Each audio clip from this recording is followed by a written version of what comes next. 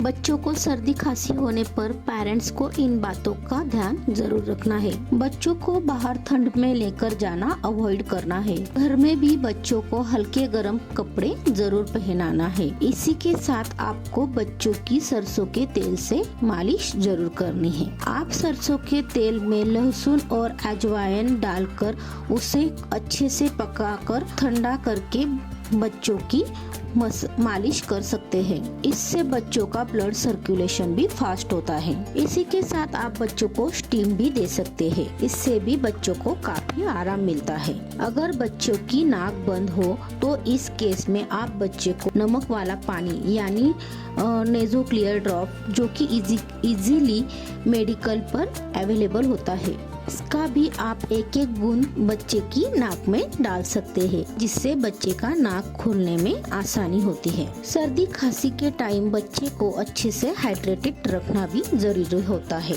अगर बच्चा 6 महीने से छोटा है तो इस केस में आपको बच्चे को अच्छे से फीडिंग करनी है, और अगर बच्चा 6 महीने से बड़ा है तो आप उससे पानी या सूप भी पिला सकते हैं।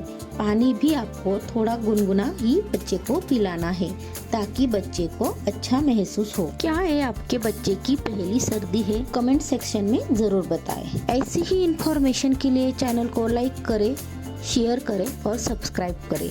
Thank you for watching.